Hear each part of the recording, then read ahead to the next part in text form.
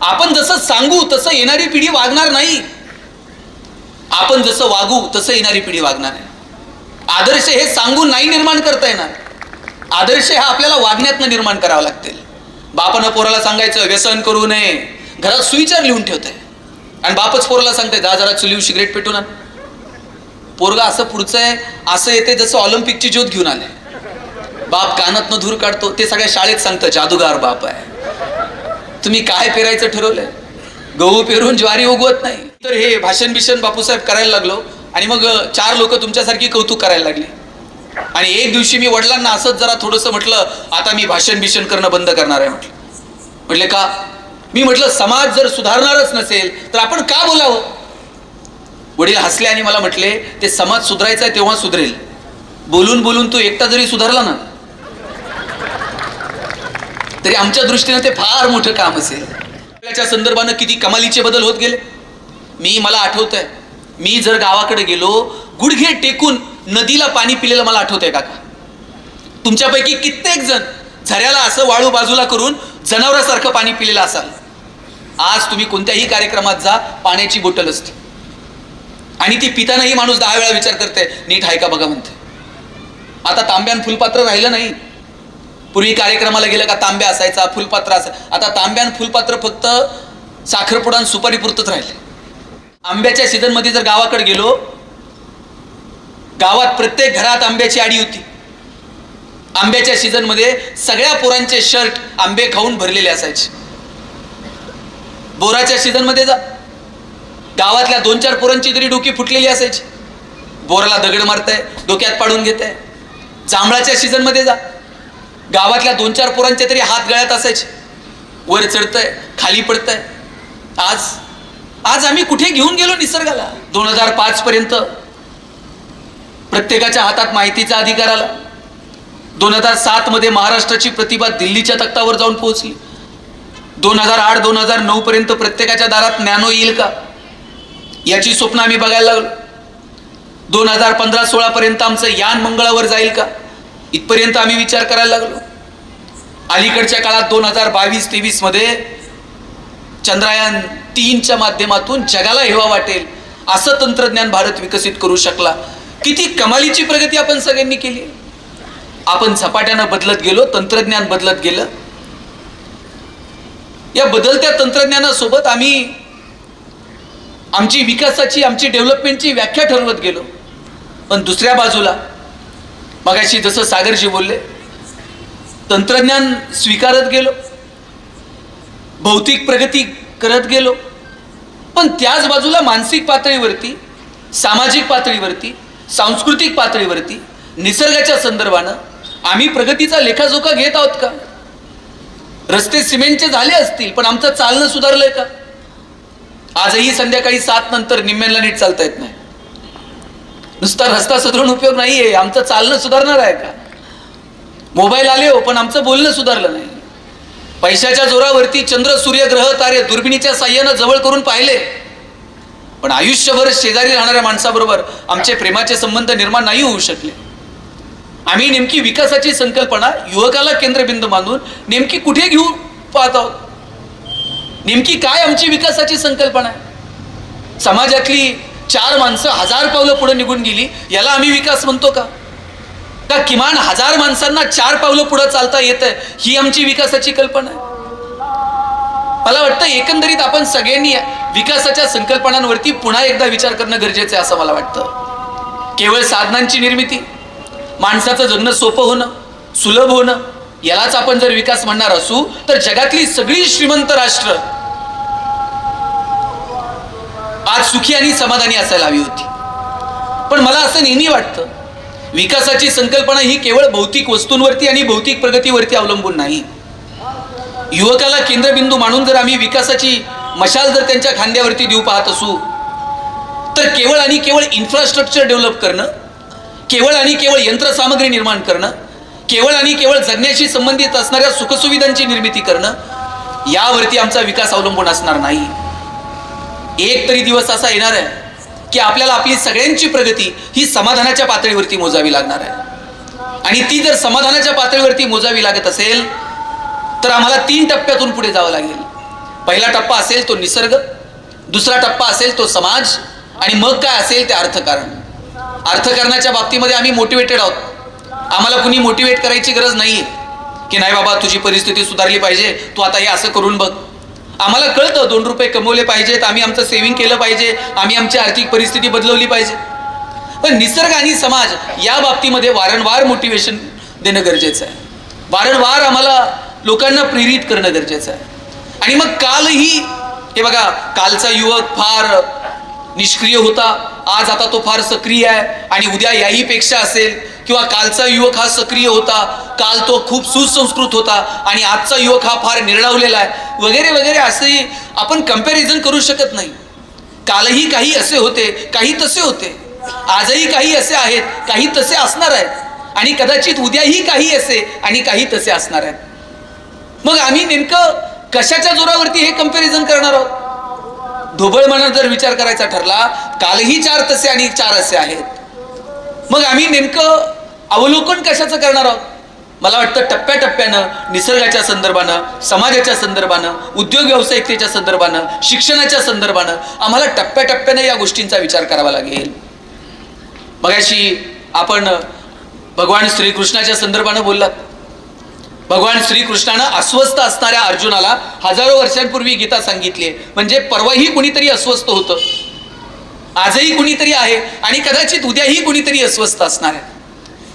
प्रश्न हा आहे की अस्वस्थ असणाऱ्या अर्जुनाला गीता सांगणारा कृष्ण काल होता, आज आहे का? आज तो मिळेल का? आणि असेल तरी त्याला ओळखण्याची कुवत आमच्यामध्ये आहे का? प्रश्न हा आहे.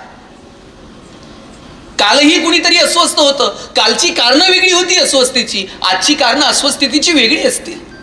अर्जुन अस्वस्थ होता, त्याला समजत नव्हतं की ज्यांच्या सोबत लढायचंय ती माझी रक्तामासाची माणसं आहेत, आणि यांना हरून मी काय मिळवणार आहे.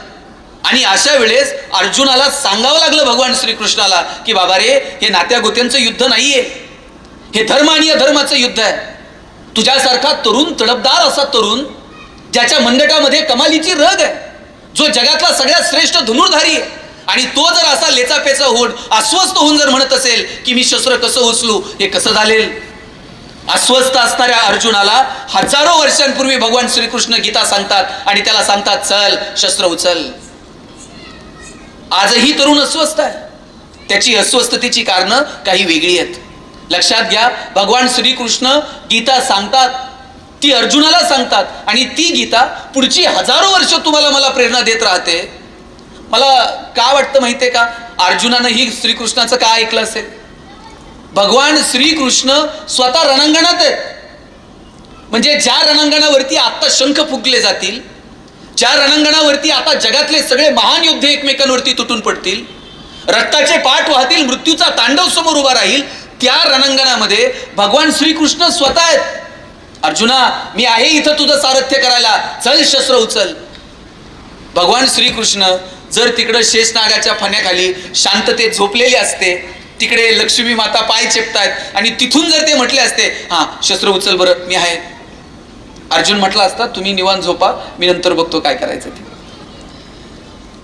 हे सांगणारा रणांगणात उभा आहे, आणि म्हणून अर्जुनही कृष्णाचं ऐकून घेतो, आणि एक वेळ अशी येते की अर्जुन शस्त्र उचलतो. आणि म्हणून सांगणाऱ्यांना थोडंसं गांभीर्यानं स्वतःच्या अंतर्मनात डोकावून बघावं लागेल.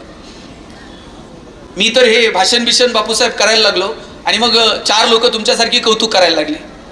आणि एक दिवशी मी वडिलांना असंच जरा थोडंसं म्हटलं, आता मी भाषण बिषण करणं बंद करणार आहे म्हटलं. म्हटले का? मी म्हटलं समाज जर सुधारणारच नसेल तर आपण का बोलावं? वडील हसले आणि मला म्हटले, ते समाज सुधारायचा आहे तेव्हा सुधरेल, बोलून बोलून तू एकटा जरी सुधारला ना तरी आमच्या दृष्टीने ते फार मोठं काम असेल. तुम्ही लक्षात घ्या, अर्जुन रणांगणात आहे, आणि म्हणून कृष्ण रणांगणात आहे, आणि म्हणून अर्जुन त्याचं ऐकतोय. इथे सांगणाऱ्यांना आत्मपरीक्षणाची गरज आहे की आम्ही नेमकं कोणत्या कारणासाठी सांगतोय, कोणत्या उद्देशानं सांगतोय, आणि ते सांगण्याची पात्रता आज आमची आहे का? पोराला जर सांगायचे ना तुम्हाला मोबाईल ठेव, ते जास्त वापरू नये, अगोदर वडिलांना मोबाईल 5 मिनिट खाली ठेवावा लागेल, आणि मग म्हणावं लागेल बाळा तो मोबाईल ठेव बरं, आपण आता एक पुस्तक हातात घेऊ. आपण जसं सांगू तसं येणारी पिढी वागणार नाही, आपण जसं वागू तसं येणारी पिढी वागणार आहे. आदर्श हे सांगून नाही निर्माण करता येणार. आदर्श हा आपल्याला वागण्यातनं निर्माण करावा लागतील. बापानं पोराला सांगायचं व्यसन करू नये, घरात सुविचार लिहून ठेवते, आणि बापच पोराला सांगते जा जरा चुलीवर सिगरेट पेटून आण. पोरगा असं पुढचं आहे, असं येते जसं ऑलिम्पिकची ज्योत घेऊन आले. बाप कानातनं धूर काढतो, ते सगळ्या शाळेत सांगतं जादूगार बाप आहे. तुम्ही काय पेरायचं ठरवलंय? गहू पेरून ज्वारी उगवत नाही, ज्वारी पेरून हरभरा उगवत नाही. म्हणून कालचा युवक निष्क्रिय होता, आजचा सक्रिय, काल फार सुसंस्कृत होते, आज अगदीच असंस्कृत आहे, असं तुम्ही नाही सांगू शकत. जे जे दिसेल ते ते बदलण्यासाठी, योग्य पद्धतीनं दिशा दाखवण्यासाठी एकत्रित प्रयत्न करण्याची गरज आहे. आणि म्हणून ते एकत्रित प्रयत्न कोणत्या कोणत्या मुद्द्यांवर आपल्याला करावे लागतील? अनेक मुद्द्यांवरती करावे लागतील, पण त्यातले ढोबळ मनानं पहिल्यांदा निसर्ग, समाज आणि अर्थकारण या मुद्द्यांवरती आपल्याला सातत्यानं काम करावं लागेल. एक काळ होता, याच भारतामध्ये अशी आंदोलनं झाली, कुणी वन तोडायला सांगितली तर तिथल्या युवक युवतींनी झाडांना मिठ्या मारल्या. झाडं तोडू नयेत म्हणून स्वतःच्या प्राणांची आहुती दिली. लोकांनी माणसांसहित झाडं कापली. हा इतिहास आहे इथला. झाडं कापायला सांगणारी ही इथलीच होती, आणि कापू नका, आम्ही निसर्गाचे पूजक आहोत हे सांगणारी ही माणसं इथंच होती.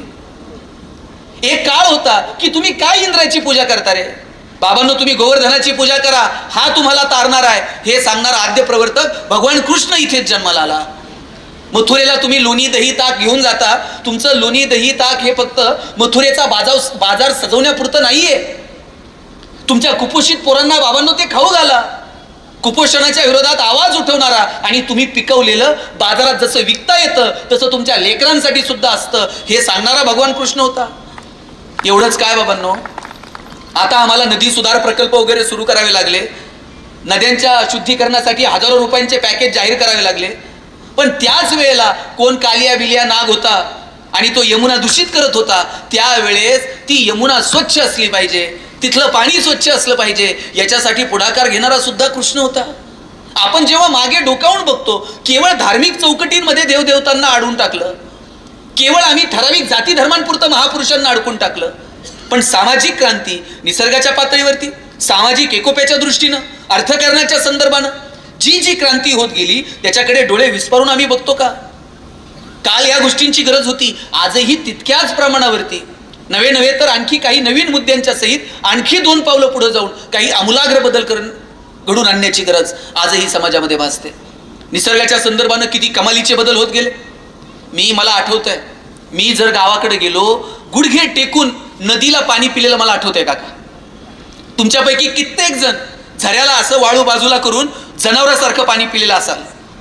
आज तुम्ही कोणत्याही कार्यक्रमात जा, पाण्याची बोटल असते, आणि ती पितानाही माणूस 10 वेळा विचार करते, नीट आहे का बघा म्हणते. आता तांब्यान फुलपात्र राहिलं नाही. पूर्वी कार्यक्रमाला गेलं का तांब्या असायचा, फुलपात्र असायचं. आता तांब्यान फुलपात्र फक्त साखरपुडा आणि सुपारी पुरतच राहिले. तिथं पण आता काय आहे का नाही मला शंका आहे. किती कमालीचे बदल झाले. आता पॅक बोटल मधलं पाणी पिताना सुद्धा 10 वेळा माणूस विचार करतोय, कुठे घेऊन चाललो आम्ही निसर्गाला. आंब्याच्या सीझन मध्ये जर गावाकडे गेलो, गावात प्रत्येक घरात आंब्याची आडी होती. आंब्याच्या सीझन मध्ये सगळ्या पोरांचे शर्ट आंबे खाऊन भरलेले असायचे.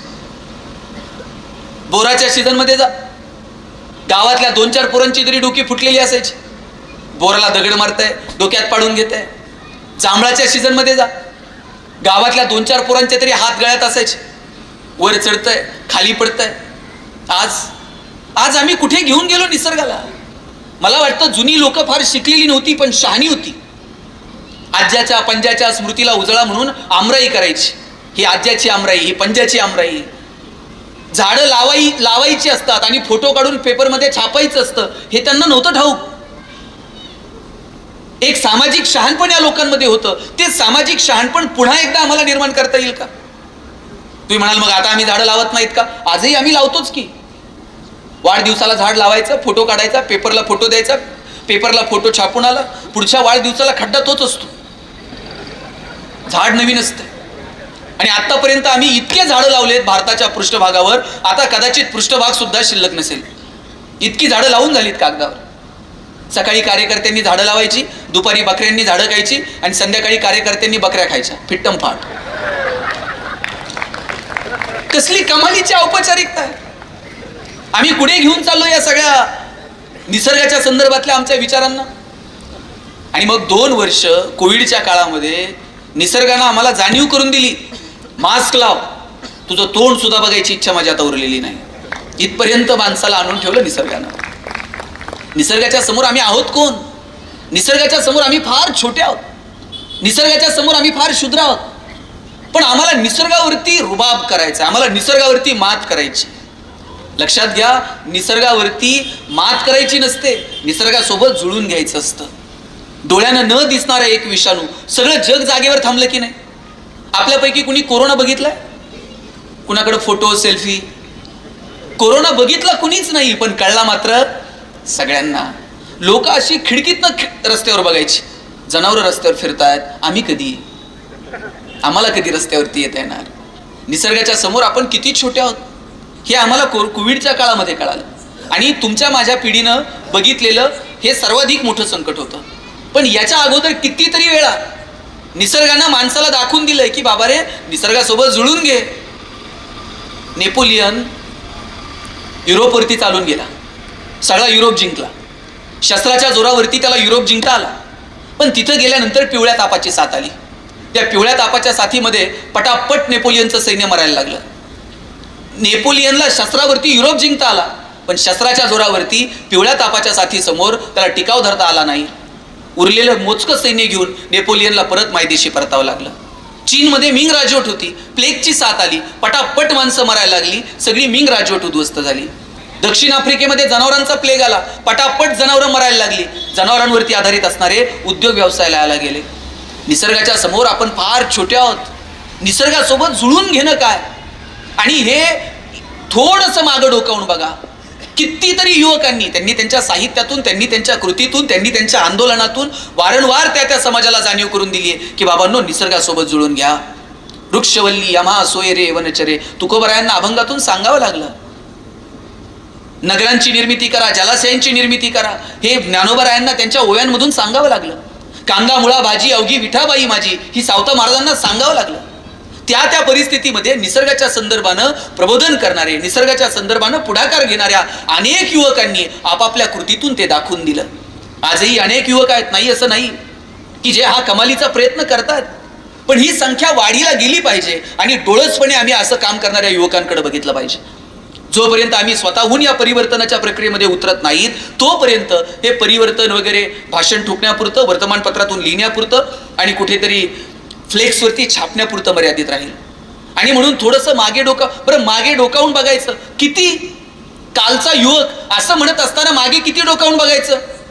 थोडंच बघायचं असतं. इतिहासात किती डोकावून बघायचं माहिती आहे? गाडी चालवायला ड्रायव्हरला पुढे जर बघायचं असेल तर साहेब मोठी काच दिलेली असते. पुढं बघायला त्याला मोठी काच दिलेली आहे आणि मागं बघायचं असेल तर छोटा आरसा दिलेला आहे. छोट्या आरशात दिसेल ना तेवढंच मागं बघायचं असतं. आपण जर मागच वळून बघायला लागलो तर पुढे जाणार कधी? आम्ही रोज मागे वळून बघतो, यानं काय म्हटलं, त्यानं काय म्हटलं, नको नको ते पात्र, नको नको त्या गोष्टी, त्यातून अनेक समाजांमध्ये मतभेद. छोट्या आरशात दिसेल तेवढं मागं वळून बघा आणि मोठ्या काचेत दिसेल इतकं आम्हाला पुढे निघून जाता येईल का? मला वाटतं याचा विचार व्हायला हवा. आणि म्हणून पहिला मुद्दा जर काय असेल तर निसर्गाच्या संदर्भाने आम्हाला विचार करावा लागेल. काल निसर्ग भरभरून देत होता. आज आम्ही जर डोळसपणे निसर्गाकडे बघितलं नाही तर उद्याची परिस्थिती काय असेल यावरती न बोललेलं बरं. आज बॉटलमध्ये पाणी आहे, उद्या खांद्यावरती सिलेंडर टाकून ऑक्सिजन घेऊन फिरावं लागलं नाही तर 72. ऑक्सिजनच्या एका सिलेंडरसाठी आम्हाला जाणीव झाली की काय करावं लागतंय. आज दिल्लीमध्ये काय परिस्थिती आहे प्रदूषणाची, आज मुंबई पुण्यामध्ये प्रदूषणाची परिस्थिती काय? काही दिवसानं शुद्ध हवेचे सिलेंडर घेऊन फिरावं लागेल इथपर्यंत येऊ नये.